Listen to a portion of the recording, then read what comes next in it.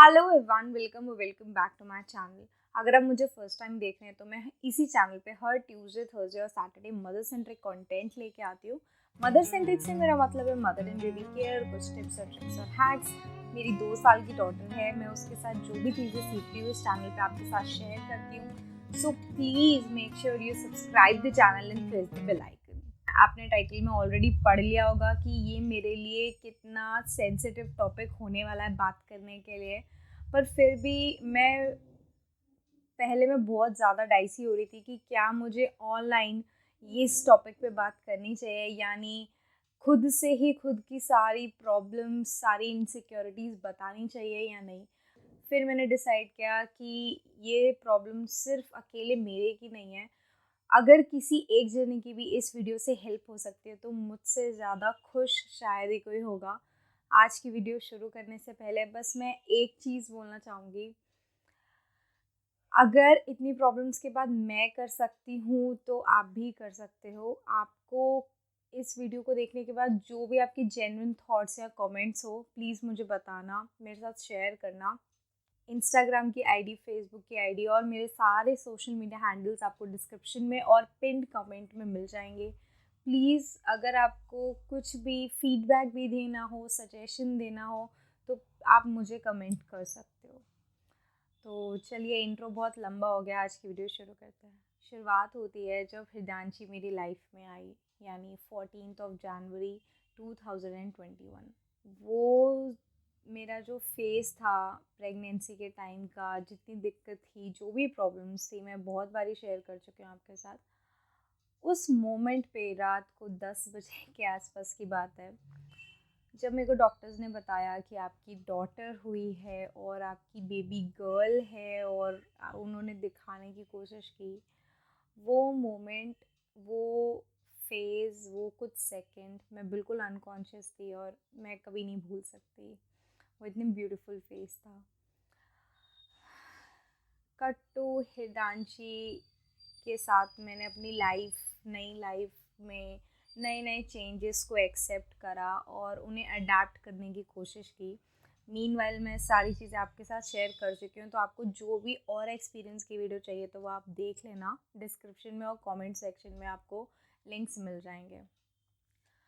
तो 2-3 महीने मतलब लग जाते हैं आपको सीखने में, समझने में, खुद को संभालने में। तो मैं धीरे धीरे वो चीज़ें कर रही थी। तब तक तो मुझे पता भी नहीं था और शायद मैं तब तक मेरे को कोई दिक्कत थी भी नहीं, क्योंकि मुझे लग रहा था, मैंने अपने आप को इतना समझाया हुआ था कि यार कम से कम 3-4 महीने लगेंगे जिससे मैं ये चीज़ बोल पाऊँ कि हाँ, अब मेरी लाइफ ट्रैक पे आ रही है। अप्रैल आता है और अप्रैल के मंथ तक की मैंने वीडियोस ऑलरेडी प्री रिकॉर्ड कर रखी थी। चैनल काफ़ी अच्छा चल रहा था। मुझे हमेशा ही कमेंट्स आते थे, हमेशा लाइक्स वगैरह सब बढ़िया चल रहा था और चैनल की ग्रोथ हो रही थी। तो मुझे लग रहा था अब मैं सब कुछ सही कर दूँगी और मैं इसे और अच्छे लेवल पे लेके जाऊँगी। और मैं धीरे धीरे उसके साथ बहुत सारी चीज़ें सीख भी रही थी। तो मुझे लग रहा था कि ये तो मेरे लिए बहुत ही अच्छा एक मौका है। जो मैं सीख रही हूँ वो मैं शेयर कर रही हूँ और उससे इवेंचुअली मुझे भी बेनिफिट होगा और जो मेरी ऑडियंस है, जो मेरी धीरे धीरे छोटी छोटी फैमिली बन रही है, उसको भी होगा। मैं अपनी लाइफ को शुरू करूँ दोबारा, जो पॉज एक लग गया था 3-4 महीने का, जिसमें मेरा काम भी था, पढ़ाई भी थी, वीडियोस बनाना भी था, घर संभालना भी था, साथ में अब एक नन्ही सी रिस्पॉन्सिबिलिटी है मेरे पास, उसको अच्छे से केटर करना भी था। अब तक 2-3 महीने से क्या हो रहा था कि मैं किसी न किसी पे डिपेंडेंट थी अपने बेसिक बेसिक कामों के लिए। तो मैं बस वो कंट्रोल, वो पावर अपने हाथ में चाह रही थी कि यार अगर मुझे इसका डायपर भी बदलना है ना, तो मेरे को किसी और को देखना ना पड़े, या मेरे को इसके लिए कपड़े लाने हैं या कुछ भी। और मेरी बॉडी में बस एक ब्रेस्ट को छोड़ के खासा कुछ चेंज आया भी नहीं, टू बी वेरी ऑनेस्ट। और वो भी उस टाइम पे मैं ब्रेस्ट फीडिंग करा रही थी, तो मुझे इतना लगा भी नहीं। मुझे था कि यार मैं मतलब कुछ भी हो जाए, मैं हिरदांशी को फोर्सफुली ब्रेस्ट फीड नहीं छुड़वाऊंगी, सिर्फ इस थॉट के साथ कि यार मेरी ब्रेस्ट की शेप बिगड़ जाएगी, या ऐसा कोई थॉट मेरे दिमाग में नहीं था। अब जो अप्रैल का मंथ चढ़ा, उस टाइम तक सब कुछ नॉर्मल हो गया था। जो एक न्यू मॉम का टैग है वो हट चुका था और मैं हिरदांशी के साथ अपनी लाइफ शुरुआत करी थी एक मदरहुड की जो डिफ़िकल्टीज़ हैं उसकी। मुझे लग रहा था जब तक मैं फ़िज़िकली स्टेबल नहीं हूँ तभी तक मैं मेंटली भी स्टेबल नहीं हूँ, पर जब मैं फ़िज़िकली खड़ी हो जाऊँगी, अपने नॉर्मल लाइफ़ अपना डेली का काम सब शुरू करूँगी, तो ठीक है, सब मैटर सॉल्व हो जाएगा। प्रॉब्लम शुरू हुई वहाँ से। अब हिरजांची फुल ऑन अपनी मम्मी पे थी और ये चीज़ मेरे लिए थोड़ी ओवरवेलमिंग हो गई एकदम से, क्योंकि उसे ज़रा सा जुकाम, खांसी, बुखार या नॉर्मल फेस पे एक मच्छर ने भी काट लिया तो मैं बहुत जल्दी पैनिक हो जाया करती थी कि ये मेरी गलती है, मैं अच्छी मॉम नहीं हूँ और मैं इसका ध्यान नहीं रख पा रही। एक दिन हिरदांशी की मालिश छूट जाती थी या उसे नहलाना छूट जाता था। देखो आप, अब समझ रही हूँ मैं, उस टाइम पे भी मैं समझते हुए भी इस चीज़ को एक्सेप्ट नहीं कर पा रही थी। तो वो मेरे पे बहुत मेंटल लोड दे रहा था कि मैं इतनी वर्थ नहीं हूँ कि मैं एक बच्चा सँभाल सकूँ। कभी मेरे को सिज़ेरियन हुआ तब तक तो मुझे बिल्कुल नहीं लगा कि मेरे को कहीं दर्द है या कोई दिक्कत है। बट अब ग्रेजुअली जितना टाइम होता जा रहा था, हिरदांशी जितनी बड़ी होती जा रही थी, डे बाय डे मेरी बॉडी ढलकने लगी थी। लिटरली ऐसा हो रहा था कि अ, जून या जुलाई के आसपास की बात है, तब मेरे से कोई ऐसा बोल दे कि हिरदांशी को लेके 2 फ्लोर भी नीचे सीढ़ी उतर जा, तो मैं रोने पे आ जाती थी कि मेरी फिज़िकली बॉडी अलाउ नहीं कर रही। इस चीज़ में सबसे ज़्यादा सपोर्ट आपके पार्टनर करते हैं और ये चीज़ गौरव ने करी, बहुत अच्छे से करी। आज वो 2 साल की है, मतलब होने वाली है, और आज तक ऐसा नहीं हुआ कि हम कहीं साथ में बाहर गए हैं और हिरदांशी को उठाने की या उसे कैरी करने की या उसे रखने की पूरी रिस्पॉन्सिबिलिटी मेरी है। ऐसा हुआ ही नहीं, बल्कि ऐसा हुआ है कि मैंने देखा ही नहीं जब तक उसे फीड ना करवाना हो। तो इस चीज़ में आपके पार्टनर का बहुत रोल होता है, बहुत ज़्यादा सपोर्ट होता है। गौरव ने कभी मेरे को बोलने तक का मौका नहीं दिया, हमेशा जब हम साथ हैं तो वो रखते हैं। मेरे पे ये सारी चीज़ें ना बहुत ज़्यादा नेगेटिवली इम्पैक्ट कर रही थी। वो ऐसे कि यार, तुझे डाइट इतनी अच्छी मिली, तुझे रिकवरी तेरी अच्छी हो गई, स्टिचेस में कोई प्रॉब्लम नहीं हुई, और प्रेगनेंसी के टाइम पे कोलेस्टाइटिस की दिक्कत हुई, उसके बाद मेरी रिकवरी अच्छी हो गई। तो बहुत मैंने वर्स केसेस देखे हैं, सुने हैं। मेरे पास मेल्स आते हैं ये तीनों वीडियोस बनाने के बाद कि आपका ऐसा कैसे हुआ, आपने इतनी जल्दी रिकवर कैसे कर लिया, आपका वेट भी लूज़ हो गया, आपका लिवर के एंजाइम्स भी ठीक हो गए। और वो भी कुछ इतना खास नहीं था, वो सारी ही ऐसी प्रिकॉशंस हैं जो हमारे डॉक्टर्स हमें बताते हैं उस टाइम पे। ब्रेस्ट फीडिंग कराते वक्त, यहाँ जब आप न्यू मॉम होते हो, आप बॉटल फीड भी करा रहे होते हो, तो भी आपकी नींद बहुत सैक्रिफाइस होती है। मदरहुड का ये बहुत तगड़ा फेस है कि आप सो नहीं सकते। मैं कितने महीनों में बोल सकती हूँ कि मैं रातों में नहीं सोई, और सिर्फ मैं नहीं, सभी मदर्स करती हैं ये, कोई मैं अपने ऊपर ज़्यादा ये नहीं ले रही। बट एक टाइम के बाद हिरदांशी का स्लीप पैटर्न बन गया और मेरे को उसके बाद भी नींद नहीं आती थी। मुझे लग रहा था कि ठीक है यार, थोड़ा टाइम, 6 महीने, 7 महीने, हिरदांशी 8 महीने की हो गई, हिरदांशी 10 महीने की हो गई, मेरा स्लीपिंग पैटर्न बिल्कुल बिगड़ चुका था। मेरी पूरे दिन बॉडी में बिल्कुल एनर्जी नहीं बचती थी, मैं हमेशा चिड़चिड़ी रहती थी।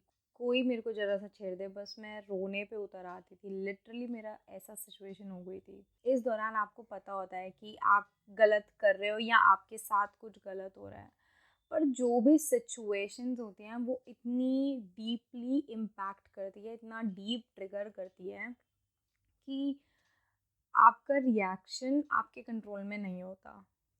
और मेरे साथ ये चीज़ होती जा रही थी। मैं सच बताऊँ, मैं पता नहीं इस चीज़ को कैसे एक्सेप्ट कर रही हूँ ऑनलाइन। कितनी बार ऐसा हुआ है, अगर हिदांशी ने मुझे ज़रा सा बाइट कर लिया तो मेरा हाथ भी उठा है उस पे। और ये सब नॉर्मल है, मैं झूठ बिल्कुल नहीं बोल रही कि या ये बिल्कुल नॉर्मल है, क्योंकि हम इतने फ्रस्ट्रेट हो जाते हैं। ऐसा नहीं है कि बहुत ज़ोर से मारा या कुछ, बस ज़रा सा हल्का सा उसे पुश कर दिया, हटा दिया अपने पास से। बट यार उसके बाद आप ना बिल्कुल गिल्ट ट्रिप में चले जाते हो कि मैं अच्छी मदर नहीं हूँ, वो बच्चा है, आपने मारा क्यों, यहाँ ये नेगेटिविटी इतनी बढ़ चुकी थी मेरे अंदर कि मेरे ना सिर के यहाँ से ये पूरे नसें ऐसा होता था कि फट जाएंगी, मेरा सर फट जाएगा। और सबके अपने अपने एक्सपीरियंस होते हैं। मेरे को रात को नींद नहीं आती थी, पूरे दिन मेरा ऐसा जाता था कि मैं एक ज़ॉम्बी की तरह घूम रही हूँ, मैं सारे काम कर रही हूँ, मैं सब संभाल रही हूँ, हिमांशु को संभाल रही हूँ, मैं घर संभाल रही हूँ। पर मैंने वीडियोस बनाना भी बहुत कोशिश, पर वो जो काम, वो जो फेज़ जो मुझे अच्छा लगता है हिमांशु के साथ टाइम स्पेंड करना, मतलब मेरी ये सारी चीज़ें जो मेरे को दिल से पसंद थी वो मेरे लिए एक ड्यूटी बन गई थी और मेरी मजबूरी बन गई थी, क्योंकि मेरे पे और कोई ऑप्शन नहीं था। मतलब मेरे दिमाग में ये भी आने लग गया था कि भगवान आपने मुझे बच्चा क्यों दिया जब मैं डिज़र्व नहीं करती। और मुझे मैं, आपको पता ही है, मैं वीडियोस बनाती हूँ, सब करती हूँ। आज का जो जनरेशन है हमारी, हम लोग हैं, इंटरनेट बहुत सर्व करते हैं।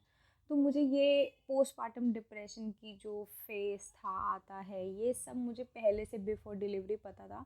बट मुझे ये था कि यार उन लोगों के साथ आता है ना जो मेंटली वीक होते हैं, मैं तो मेंटली बहुत स्ट्रांग हूँ। नहीं, उन लोगों के साथ नहीं आता जो इमोशनली या मेंटली वीक होते हैं। ये फेज़ सबके साथ आता है, क्योंकि पहली बात आपके हॉर्मोन्स बिगड़े होते हैं और दूसरी बात आपकी लाइफ पूरी तरीके से चेंज हो गई होती है। और सबसे पहला और सबसे बड़ा चेंज जो एक एक मदर की लाइफ में आता है, वो आपकी नींद डिस्टर्ब होती है। अगर आप प्रॉपर नींद नहीं लेते तो आपका दिमाग ढंग से रेस्ट नहीं कर पाता और आपकी बॉडी में आपका माइंड ही है जो सब कुछ कंट्रोल करता है। आपके पॉजिटिव नेगेटिव थॉट्स, आपके इमोशंस, आपका गुस्सा, आपका डाइजेशन, आपकी हेल्थ, सब चीज़ आपका माइंड कंट्रोल करता है। मुझे याद है मैं 68-69 केजीज़ के वेट तक पहुंच चुकी थी और मैंने 14 केजी लूज़ करने के बाद भी अच्छा खासा वेट लूज़ करा था। बट वो बिल्कुल हेल्दी वेट लॉस नहीं था। 14 केजीज़ के बाद जब मेरा ये फेज़ शुरू हुआ था, अप्रैल के बाद मेरा 5 से 6 किलो वेट लूज़ हुआ था। उसके पीछे रीज़न था ढंग से ना सोना। मेरी रिपोर्ट्स में थायराइड पॉजिटिव आ गया, ये भी एक रीज़न था। मैं अभी बताऊंगी आगे। मैंने नॉर्मली अपना पूरा बॉडी चेकअप कराया और मुझे 5 से 6 बीमारी निकल गई, जिसकी वजह से मेरा दिमाग ख़राब हो गया कि ये क्या हो रहा है। मैं ओवर ईटिंग करती थी, पूरे पूरे दिन फ़ोन चलाना, पूरे पूरे दिन, अच्छा मैं कोई मूवीज़ या गानों का या सच ऐसा कोई शौक़ नहीं है। मेरे को सेल्फ़ इम्प्रूवमेंट और सेल्फ़ ग्रोथ की वीडियोस बहुत पसंद है। मैं उनको देखती थी तो मेरे में ना एक नेगेटिव वेव आती थी कि यार इस यूट्यूबर को या इस इन्फ्लुएंसर को मैंने 2 महीने पहले इतने फॉलोअर्स के साथ देखा था। फिर उन्होंने 2 महीने में 20 वीडियो डाल दी, वो 20 वीडियो मैं नहीं डाल पा रही। वो sense of negativity back of the mind चलती जा रही थी अपने काम को लेके। हितांशी की तरफ से मेरे को कोई भी अगर मतलब वो सो नहीं रही या वो सो रही है तो वो मुझे छोड़ नहीं रही। तो मेरे दिमाग में ये सब हो रहा था कि यार अब मैं बस फेलियर हूँ, अब मुझसे कुछ नहीं होगा। मैं बहुत कोशिश कर रही थी, मैं बहुत स्ट्रगल कर रही थी। तब तक मैंने गौरव के साथ भी, किसी के साथ भी शेयर नहीं किया, क्योंकि यार मुझे ही समझ नहीं आ रहा था कि हो क्या रहा है। ऐसे मेरे 3-4 महीने निकल गए और अगस्त आया। अगस्त में क्या हुआ, मेरी हेल्थ इतनी बेकार, इतनी बर्बाद हो चुकी थी कि मैं खुद का बॉडी वेट नहीं सस्टेन कर पा रही थी। मेरे को घुटनों में दर्द होने लग गया, बैक पेन होने लग गई।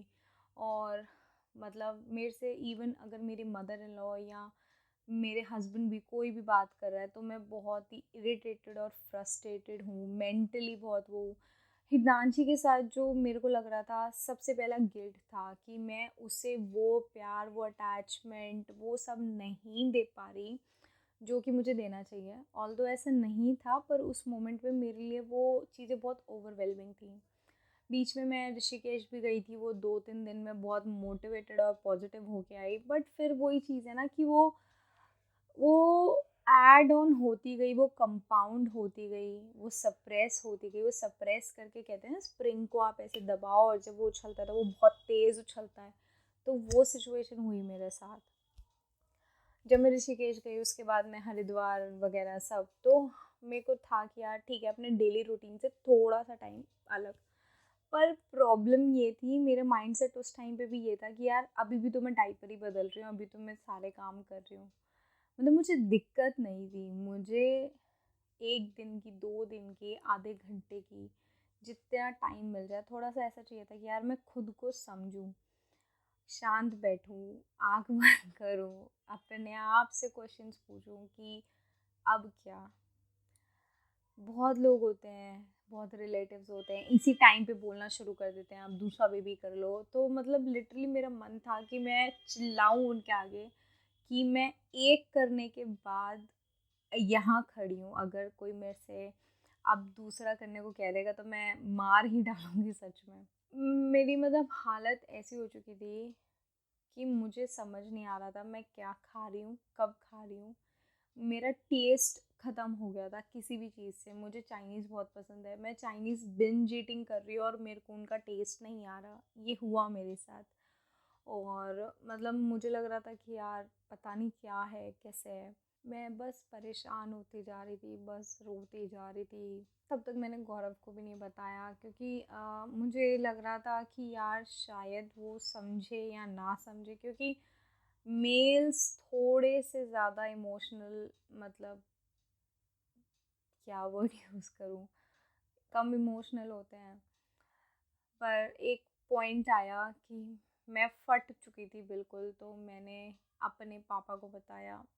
उस दिन मैंने अपने पापा को बताया, और मैं अपने थोड़ा सा पापा के बारे में बैकग्राउंड बता देती हूँ। मेरे पापा बिजनेसमैन हैं, हम घर में 2 लड़कियाँ हैं, मैं बड़ी सिस्टर हूँ, मेरी छोटी बहन है और मम्मी है। मम्मियों से तो लड़कियाँ वैसे भी बहुत अटैच होती हैं, पर मैं अपने पापा का रिलेशन, पापा के बारे में बताऊँ, वो स्टार्टिंग से ही बहुत ज़्यादा ओवर प्रोटेक्टिव रहे। बिकॉज़ उन्हें ये लगता था कि मतलब एक होता है ना कि भाई नहीं है तो इन लोगों को किसी चीज़ की कमी नहीं होनी चाहिए। तो वो थॉट हमेशा उनके माइंड में रहा, इसलिए वो हमेशा ओवर प्रोटेक्टिव रहे। तो इस वजह से शायद कहीं ना कहीं मेरे और उनके बीच में लाइफ लॉन्ग एक डिस्टेंस आ गया कि कोई भी बात करनी है मम्मी से करनी है, पापा से डर लगता है। सभी के घरों में ऐसा होता है। और मेरी सिस्टर का बिल्कुल उल्टा था, मेरी सिस्टर पापा से ज़्यादा क्लोज़ है और मम्मी से कंपैरेटिवली कम। तो वो पापा को ज़्यादा अपने सीक्रेट्स बताती है, मम्मी को कम। जब उस दिन मैं अपने घर गई और ऐसे उन्होंने बस पूछा, तो एक लाइन बोली उन्होंने कि मेरे को लग नहीं रहा कि हमें ऐसी कोई बात हो रही थी। तो उन्होंने पूछा सब ठीक है, मैंने कहा हाँ पापा सब ठीक है। तो उन्होंने बोला नहीं, मेरे को तेरे आजकल जैसे तू रह रही है, जैसे तू बोल रही है, जैसे तू मतलब जैसे तू है, जैसे तू दिख रही है ना, मुझे लग नहीं रहा कि सब कुछ ठीक है। सोनम कोई दिक्कत है क्या? क्या गौरव की तरफ से या किसी भी तरफ से तू परेशान है क्या? वो फेस, वो लाइन ने ना मतलब मेरे को उसी पॉइंट पे तोड़ दिया था। मैंने उन्हें सब कुछ समझाने की कोशिश की जो उस पॉइंट पे मेरे दिमाग में आ रहा था। सॉरी। मैंने उन्हें वो सब कुछ बताने की, समझाने की कोशिश की, और बिना किसी एक्सपेक्टेशंस के कि वो समझेंगे। क्योंकि यार हमारे दिमाग में ना ऑलरेडी ये चीज़ रहती है कि आदमी लोग नहीं समझते, और यही रीज़न था कि मैंने गौरव को नहीं बताया। या मैंने हल्का सा एक बार बताने की कोशिश की थी, बट फिर पता नहीं क्यों मैं नहीं बोल पा रही थी गौरव को, वो सब नहीं समझा पा रही थी जो मतलब मैं उस टाइम पे फील कर रही थी। हमारे बीच में ना हमेशा डिस्टेंस रहा, मेरे और मेरे पापा के बीच में, सॉर्ट ऑफ डर का डिस्टेंस। वो तब ब्रेक हुई, वो 3-4 घंटे मैं कभी नहीं भूल सकती। हिरदांची सो रही थी, मम्मी मेरी घर पे नहीं थी, और गई नहीं थी कहीं, मैं घर रहने गई थी। तो मैंने स्टार्टिंग से एंड तक सब कुछ बताया, अपना दिल खोला उनके आगे। और अपार्ट फ्रॉम माई एक्सपेक्टेशंस, वो ना ही समझे सब कुछ, उन्होंने मुझे बहुत चीज़ें समझाई। मुझे उस पॉइंट पे एक सहारे की ज़रूरत थी, वो खड़े हुए, उन्होंने सहारा दिया, बहुत सारी चीज़ें समझाई, कंसोल करा, हग करा। और उस पॉइंट पे मुझे लगा कि यार कितना रिलीव्ड फील कर रही हूँ, मैंने सच में किसी से नहीं बोला। मतलब मेरे से अगर मैं किसी को बोलूँ भी तो मेरे से सब बोलते हैं कि तेरी लव मैरिज हो गई, बेबी हो गया, फैमिली हो गई, अब अच्छे सब कुछ बढ़िया चल रहा है, इन लॉज की तरफ से कोई दिक्कत नहीं है। प्रॉब्लम क्या है, मुझे कुछ ऐसी सी ही एक्सपेक्टेशंस थी, बट मैं बस बड़बड़ाए जा रही थी उनके आगे। और लिटरली उन्होंने हर एक वर्ड को फील करा, समझा, गहराई से मुझे बहुत अच्छे से समझाया। और उस मोमेंट पे मतलब मुझे रियलाइज़ हुआ कि यार ये सब कहीं नहीं है, ये सब कुछ नहीं है। ये जो जो भी इस फेस को कहते हैं ना, ये सब हमने नाम दिए हैं। ये सिर्फ एक मेंटल बैरियर है जो एक लेडी अपने ऊपर खुद से ही लगा लेती है, और बिना किसी से बात करे, बिना किसी से डिस्कस करे, अपने ही अंदर घुटती रहती है, जिससे हमारी मेंटल, इमोशनल, फिजिकल हेल्थ पे बहुत फ़र्क पड़ता है। मैं सच बता रही हूँ, मेरे को उस दिन ऐसा लगा कि मेरे ना इस पूरे फ्रंट से, इस पूरे एरिया से ना अजीब सी ना नेगेटिविटी सी एक वाइब ख़त्म हुई। क्योंकि यार मैं शायद वो चीज़ ना, वो स्ट्रेस अपनी बॉडी पे लेती जा रही थी, जैसे बोलते ना आप अपने ऑरा पे लेते जा रहे थे। जब मैं पापा के पास से उठी अपने, और मतलब वो एक्सपीरियंस, मतलब कहते ना मेरी आंखें खुल गई थी, मेरे यहाँ तक जो एक स्ट्रेन पड़ता था आंखों पे, मेरी आईज दर्द होती थी, सर दर्द होता था, उस मोमेंट में शायद वो चीज़ ख़त्म हो गई। और मतलब मेरे को लग रहा था कि यार आज अगर मैं यहाँ नहीं होती, या पापा ने मेरे से ऐसे नहीं बोला होता, या मम्मी के सामने ऐसी सिचुएशन नहीं होती, अगर मम्मी नहीं जाती, मैं अकेली नहीं होती, वो मुझसे नहीं पूछते, तो पता नहीं मैं किसके आगे फटती सच में।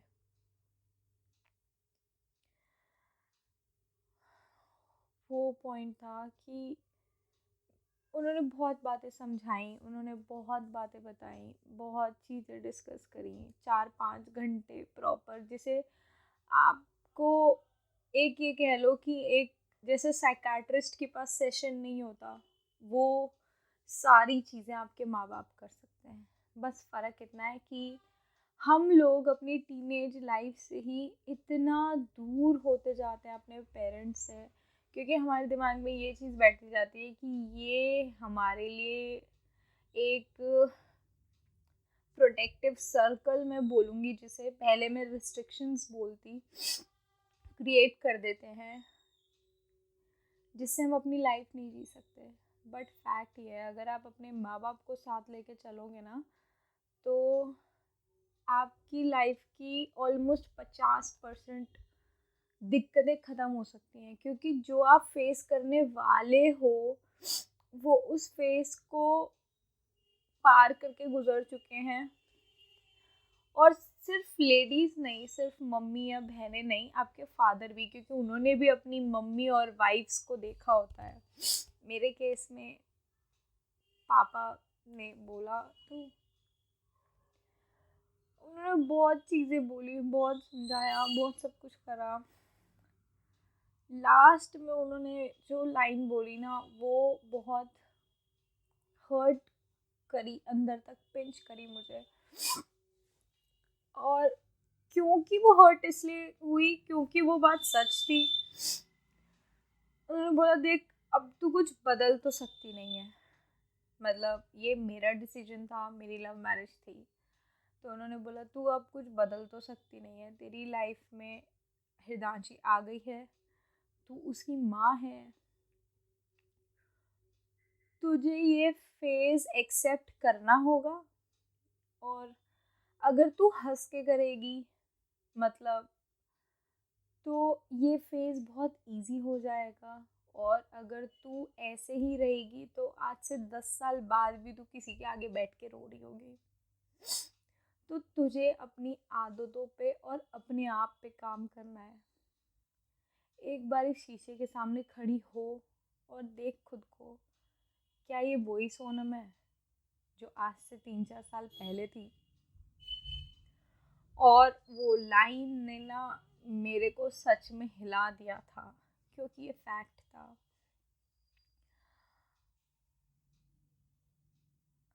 मैं बहुत ही ज़्यादा बोल्ड, बहुत ही ज़्यादा निडर, बहुत ही ज़्यादा डेयरिंग लड़ाकू, अपने घर वालों को प्रोटेक्ट करने वाली, हर चीज़ मैं कर लूँगी, हर चीज़ में आगे रहने वाली लड़की रही। उसके पीछे रीज़न ये था, स्टार्टिंग से मुझे लगता था कि जो करना है मेरे को, मेरी मम्मी को करना है। पापा की तबीयत स्टार्टिंग से ही ख़राब रही, सब रहा। बट अब जो मैं बन चुकी थी या जो मैं शीशे में देख रही थी खुद को, वो बहुत ही ज़्यादा डिप्रेस्ड, नेगेटिव, मतलब मजबूरी में जिंदा, ऐसी एक इंसान से मैं सामने मिल रही थी, जो कि मुझे लग रहा था कि यार ये मैं हूँ नहीं। मेरी हेल्थ ख़राब होती जा रही थी, मेरे बाल ख़राब होते जा रहे थे। ये सब लुक्स की बात नहीं होती। अगर आप अच्छा फील कर रहे हो, अगर आप पतले हो, अगर आपकी कमर एक एक क्या कहते हैं, साइज़ अच्छा है अगर आपके फिगर का, तो आप अपने में कॉन्फिडेंट फील करते हो। इसमें कोई बॉडी शेम वाली बात नहीं है। एक तरफ 110 केजी के है कोई इंसान और एक तरफ 58 केजीज का है, तो ऑब्वियस ही बात है जो 110 वाला है वो अपने आप में कॉन्फिडेंट नहीं हो सकता जब तक वो अपने ऊपर काम ना करे, या उससे इस चीज़ को समझने में टाइम लगे कि यार ठीक है, अब मैंने अपनी बॉडी ख़राब कर ली है और अब मुझे इसे सही करना है। तो मैं बिल्कुल कॉन्फिडेंट फील नहीं कर रही थी। बहुत ही थका हुआ, हारा हुआ एक इंसान मैं सामने शीशे में देख रही थी। और मेरे दिमाग में सिर्फ एक थॉट आया था, यार मुझे इसको बदलना है। अगर मैं पहले जितनी एनर्जेटिक और एक्टिव नहीं हो सकती, क्योंकि तब तक मेरे भी दिमाग में आने लग गया था कि सिजेरियन की वजह से हो रहा है ये सब, मेरा सिजेरियन हुआ इसलिए। बट मैं अभी भी बोल दूँ ये बहुत गलत था, और मैं ये थॉट मेरा बहुत ज़्यादा गलत था। बट तब तक मैं इस चीज़ पे शायद इस बात पे बिलीव कर चुकी थी कि अब मैं शायद कभी भी इतनी हेल्दी फील नहीं कर पाऊँगी जितना मैं पहले करती थी। फिर मैंने डिसाइड किया कि अब मुझे बेबी स्टेप्स लेने हैं। पर अब मैं 1 साल बाद अपने आप को देख के रोऊंगी नहीं, ये कहूँगी कि यार मैंने कुछ करा, चाहे वो इम्प्रूवमेंट बहुत छोटी ही क्यों ना हो। उससे पहले मैं सोची थी मैं साइकाट्रिस्ट पे जाऊँ, मैं किसी के पास जाके बात करूँ। मैंने बात करी भी थी, मैंने आपको अपनी पिछली वीडियो में बताया था। पर जो मेरी उस टाइम पे मेरे फादर से बात हुई थी, वो अलग लेवल की थी। वो उस साइकाट्रिस्ट से है जिनके पास मैं गई, वो मेरी ही मेंटर है। तो मैं, वो एक अपनापन, वो एक अनएक्सेप्शनल एक्सेप्टेंस कि एक मदरहुड का फेज़ है पापा की तरफ से, वो बहुत बड़ी बात थी। आने के बाद मैंने वो सारी चीज़ें गौरव के साथ शेयर करी, क्योंकि मुझे लग रहा था, शायद एक छोटा सा गिल्ट था कि मुझे गौरव को भी बतानी चाहिए थी, क्योंकि गौरव के अलावा मैं सच में किसी और को ऑप्शन नहीं ले रही थी कि मैं शेयर करूँगी, पर मैंने गौरव को भी नहीं बताया। तो मैंने आने के बाद शेयर करी, तो उनमें से काफ़ी चीज़ें कि हाँ ठीक है, अब तो तू ठीक है, ये वो। तो बस उस टाइम पे गौरव ने ये ऐड ऑन और कर दिया समझाने में कि तू कोशिश कर, तेरे को किसी भी चीज़ में कैसी भी हेल्प चाहिए हो वो मैं करूँगा, मैं हूँ, तू परेशान मत हो। तो उस चीज़ ने हिम्मत और बढ़ा दी, हिम्मत और बांध दी।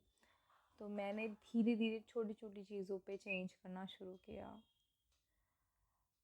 तो अब वो चेंजेस के बारे में मैं कभी और बात करूँगी, वीडियो ऑलरेडी बहुत लंबी हो चुकी है। इस पूरी वीडियो को आपने देखा तो थैंक यू सो मच। ये वीडियो मैंने बहुत दिल से, बहुत जेन्युइन, बहुत रॉ बनाई है। अगर आपको इस वीडियो से कुछ 5 टेक अवे लेने हैं तो वो हैं ये। सबसे पहले, मदरहुड आपको हर तरीके से बदलता है। आप कितनी भी कोशिश कर लो, कितना भी सोच लो कि मैं इस चीज़ को प्रिपेयर कर लूँ कि मैं एक नए फेज़ में जाऊँगी, आप नहीं कर सकते। आपको नहीं पता आपके साथ अगले ही मोमेंट क्या अच्छी या बुरी बात हो, सबके साथ होता है।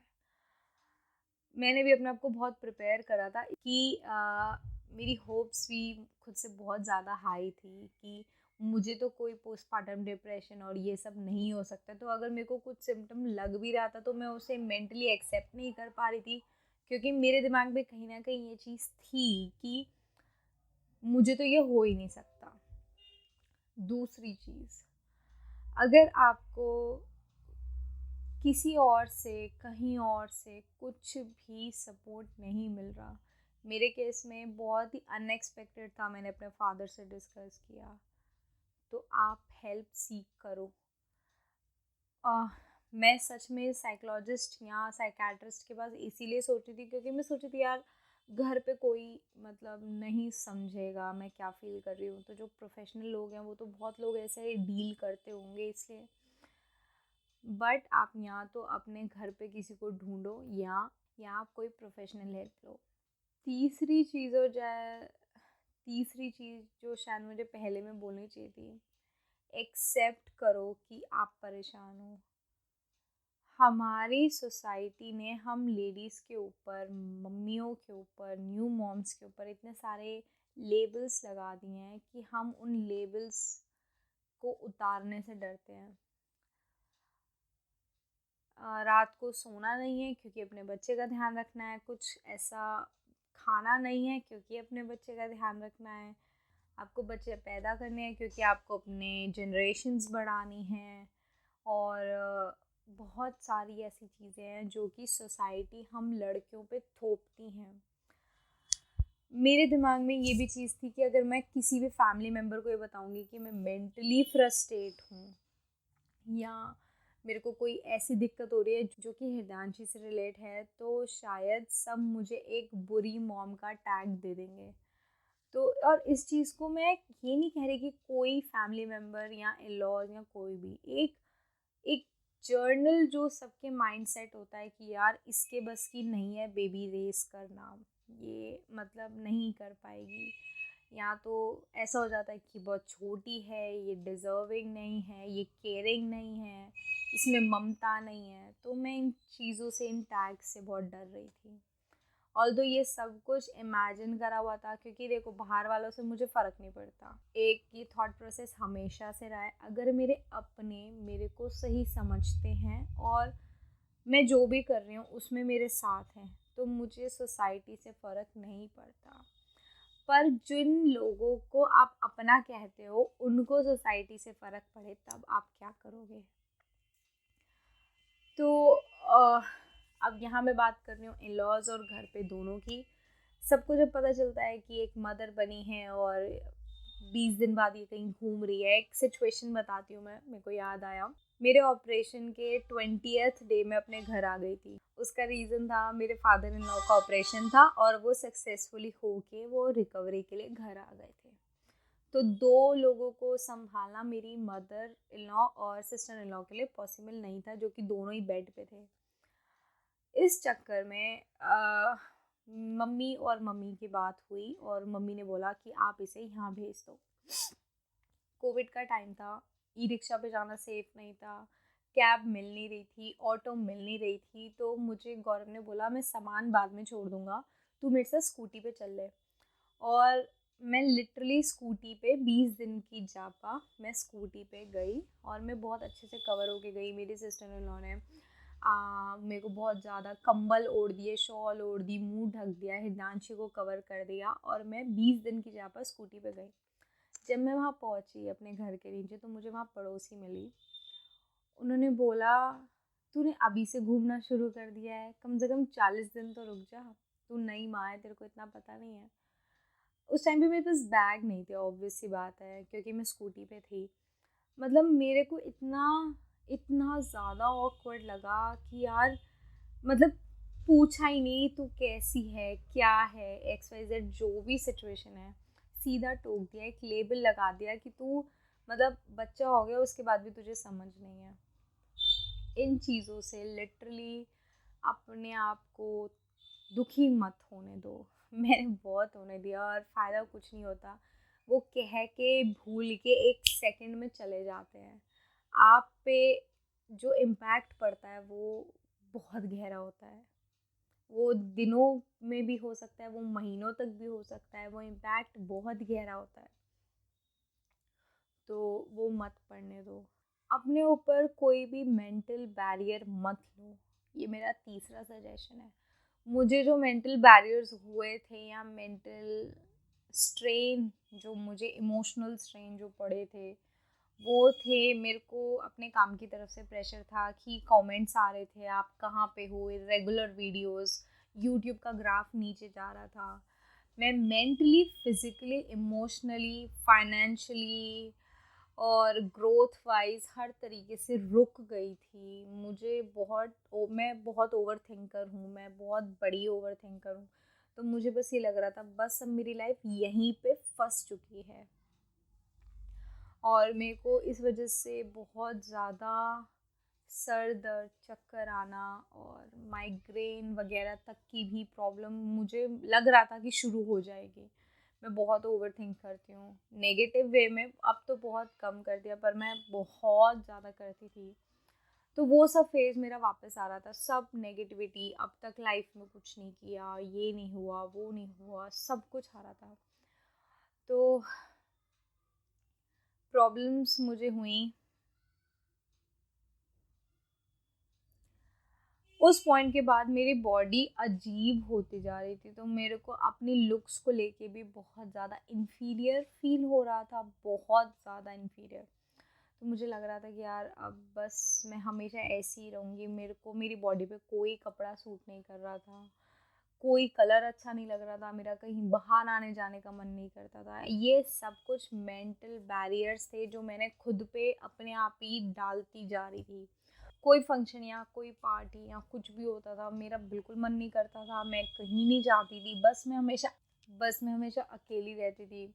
एक पॉइंट के बाद गौरव को भी ये समझ आने लग गया कि इस टाइम पे मैं थोड़ी परेशान हूँ। तो उन्होंने उस मोमेंट पे मुझे बहुत ही समझदारी से मेरी स्पेस दी। तो वो बहुत बड़ी बात थी। आप अपनी स्पेस में अपने आप को ढाल लेते हो एक तरीके से, और उसके बाद आप चाहते नहीं हो कि चाहे वो आपका हस्बैंड भी हो, वो उस स्पेस को, उस कंफर्ट जोन को ख़त्म करें, या उसे आपको ग्रोथ के लिए ही, बट आपको किसी भी तरीके का डिस्कम्फर्ट ना हो। मेरे को जो भी कंडीशंस थी वो थी बॉडी शेमिंग, ओवर थिंकिंग। मैं खुद के लिए ही नेगेटिवली ओवर थिंक करे जा रही थी, बॉडी शेम करे जा रही थी खुद को।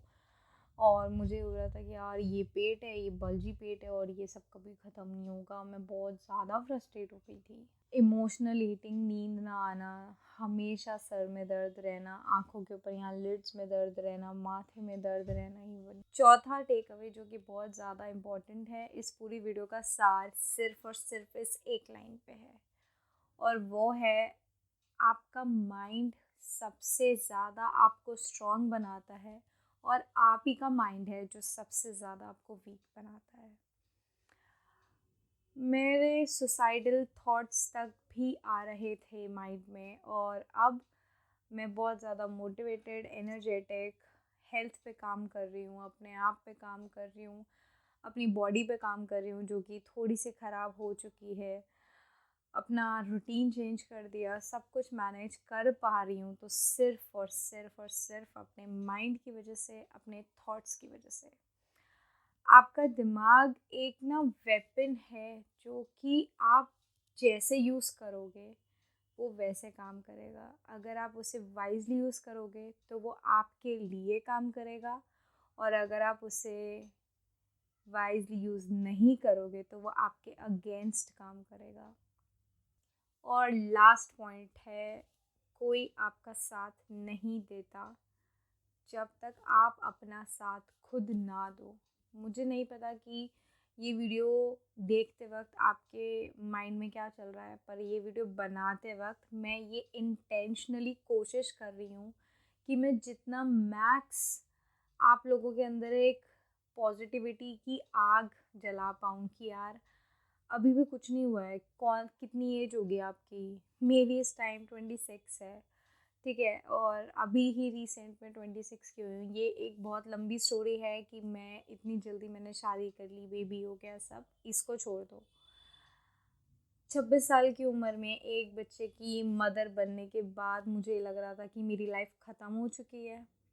तो सीरियसली ये मेरे दिमाग के ऊपर है कि मैं इतना नेगेटिविटी अपने ऊपर हावी होने दे रही हूँ या नहीं।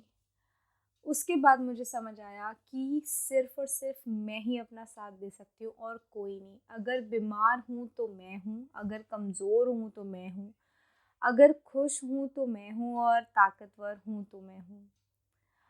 और अगर मैं खुद में ही सैटिस्फाइड नहीं हूँ तो मैं हिरदांशी के लिए कुछ नहीं कर पाऊँगी। जब ये चीज़ मेरे माइंड में आई ना कि मैं हिरदांशी के लिए कुछ नहीं कर पाऊँगी, तो उस पॉइंट के बाद मैं कहा यार बस अब बहुत हो गया। और इस वीडियो का भी सार, इस वीडियो की टोटल बात सिर्फ इतनी ही है कि आपको अपने लिए सब कुछ करना पड़े करो, अपने बेबी के लिए सब कुछ करना पड़े करो, पर इस चीज़ को बिल्कुल अपने ऊपर हावी मत होने दो कि आप मेरे जैसे या मेरे से भी वर्स्ट सिचुएशन में खुद को पाओ। आज की वीडियो बहुत ही ज़्यादा रॉ थी, अगर मुझसे कोई गलती हुई तो हाथ जोड़ के सॉरी। अगर आपको पसंद आई हो तो प्लीज़ इसे लाइक करिएगा, मेरे चैनल को सब्सक्राइब करिएगा, मेरी वीडियो को शेयर करिएगा किसी ऐसे पर्सन के साथ जिसे इस वीडियो की बहुत ज़्यादा ज़रूरत हो। आपको कोई भी बात या कमेंट करना हो तो कमेंट सेक्शन आपके लिए है, इंस्टाग्राम का डीएम आपके लिए है। अपनी स्टोरीज़, अपनी बातें मेरे साथ शेयर कर सकते हैं। मैं मिलती हूँ आपसे अगली वीडियो में, तब तक के लिए